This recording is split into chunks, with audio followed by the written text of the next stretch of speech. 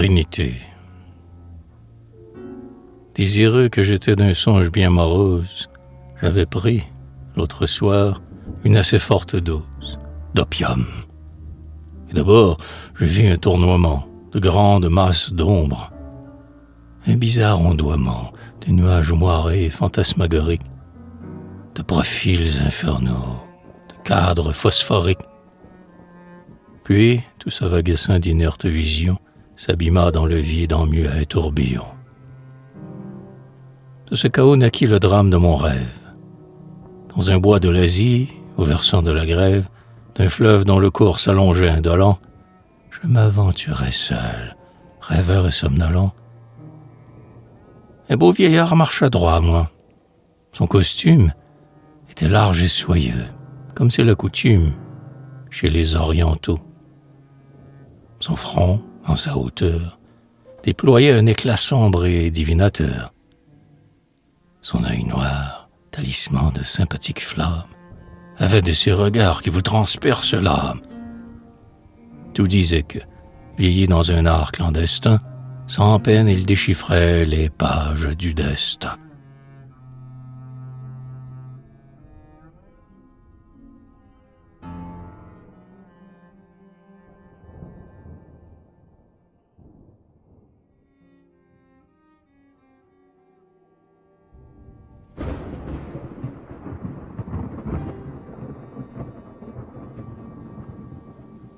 Mon fils, me dit sa voix pompeuse et fatuaire, ton cœur des passions a bu les lectuaires.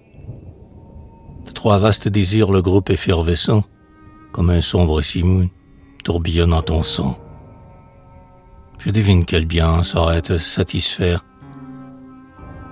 Tu voudrais t'y jouer au sein d'une atmosphère qui distilla sur toi la triple volupté de l'amour, de la gloire et de la liberté.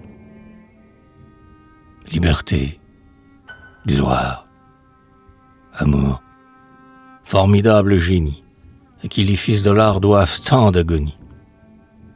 Ah, combien d'aspirants vos parvis sacrés, repoussés de la nef, meurent sur les degrés? Et ceux devant lesquels vos portes s'ouvrent toutes, ceux pour qui chantent les orgues de vos voûtes, que vous leur vendez cher le triangle de feu, dont vous glorifiez leur crâne sans cheveux.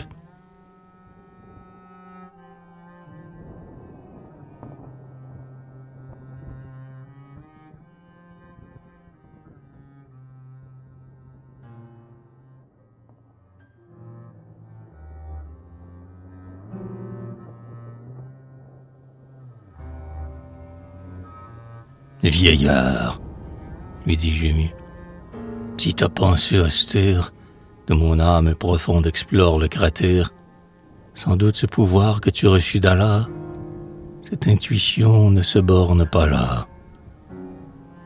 Les choses à venir, le plus grand, dense et arcane, sur ton œil surhumain doit être diaphane.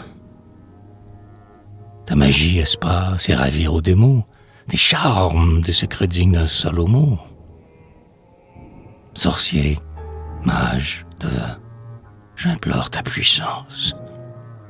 Apprends-moi si les dieux que mon orgueil encense de quelques diamants adorneront mes jours, ou si leur trinité me reniera toujours.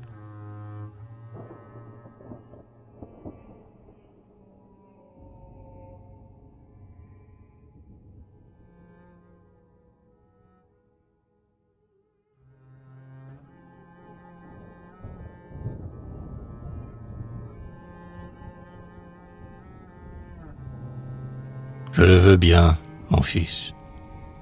Or donc, prends ce volume. L'oiseau rock pour l'écrire a donné maintes plumes. Lis le premier verset.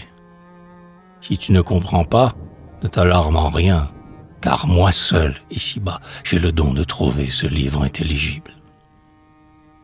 Pendant que tu liras, une force invisible t'enlèvera de terre. Alentour de ton front, des murmures, des voix, des ailes bruiront. Interdit à ta chair les frissons de la crainte. Tu ne tarderas pas à voir le labyrinthe qui ceinture à long pli le groupe radieux des trois temples de jaspe où règnent les trois dieux.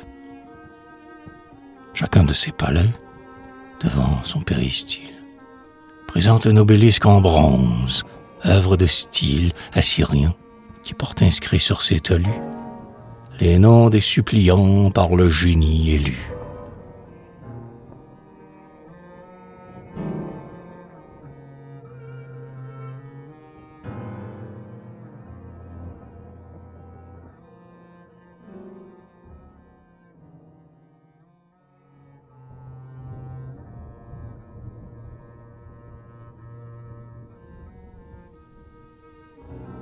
J'embrassai le vieillard, et prenant le grimoire, d'abord j'en admirai la dorure et la moire, puis j'ouvris les feuillets, et je lus.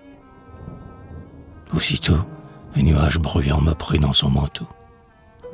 Je traversai l'éther d'un élan plus véloce que celui de la trombe, aérien molosse. Peu à peu, les démons ralentirent leur vol. Je vis le labyrinthe, et j'en touchai le sol.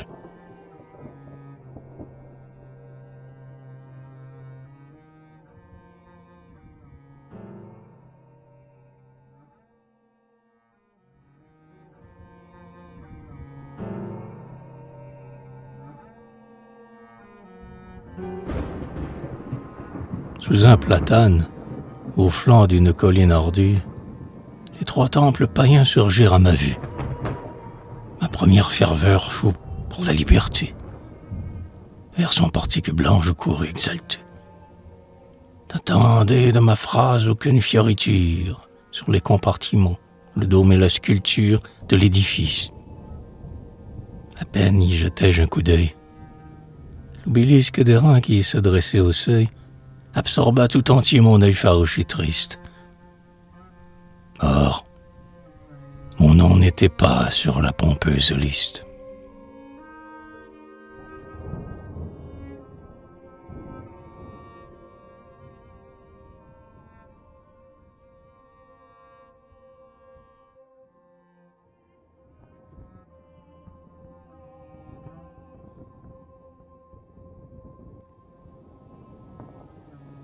Blême comme le roi des épouvantements, je m'arrêtai glacé. 1000 pressentiments de funèbres couleurs en mon cerveau sourdirent. La raison, la sagesse à l'oreille me dirent: pour jouer un tel jeu, tu n'es pas assez fort. Fuis, tente sur toi-même un héroïque effort. Mais l'orgueil m'écria que je serais un lâche si je m'en retournais sans accomplir ma tâche. Alors, sur mon visage, avec intensité, je rappelais le calme et la sérénité. J'invoquais l'espérance, et, m'efforçant d'y croire, j'arrivais taciturne aux portes de la gloire.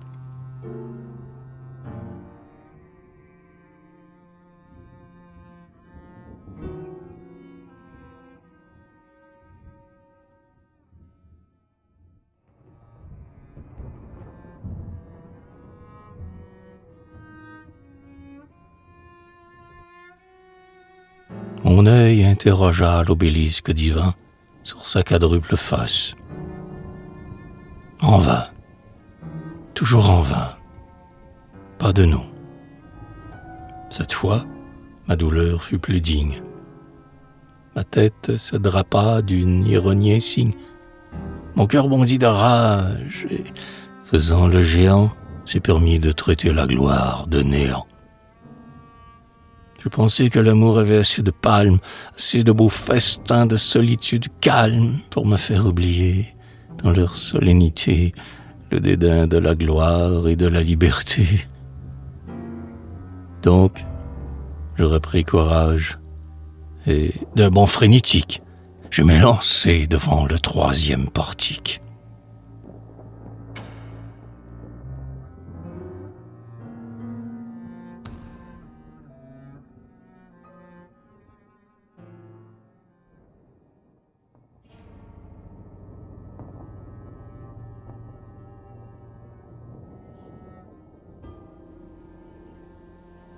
Mes frères en orgueil, vous tous dont les 20 ans ne font que de sonner à l'horloge du temps, vous qui, franc contenteur de ce siècle néfaste, vous voulez accidenter votre vie avec faste et nourrissez tout bas l'immense ambition d'unir à l'action la contemplation.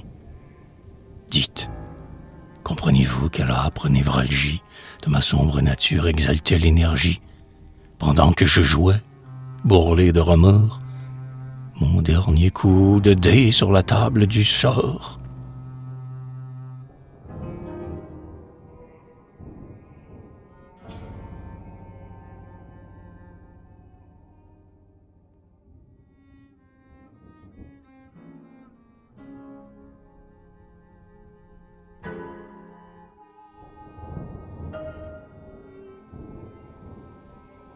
Frère, là comme ailleurs, mon regard n'eut à lire que des noms étrangers. Pantelant de délire, je tirai mon poignard et, de ma forte main, je ciselai mon nom sur le bronze inhumain. Alors, pour châtier ce hardi sacrilège, la théâtrale l'horreur d'un pompeux sortilège m'enveloppa. Le ciel couvrit son pavillon d'un drap noir que zébrait un sulfureux sillon. Et, du creux d'un nuage, une voix dramatique laissa tomber ces mots comme un oracle antique. Plus que liberté, gloire, amour, t'ont défendu l'accès de leur temple sublime, puisque, d'abîme en abîme, les trois plans de bonheur ont roulé tour à tour. Prépare-toi, jeune homme, à descendre la pente qui mène au réceptacle où, sur un trépied noir, siège le démon pâle à la robe sanglante qu'on appelle le désespoir.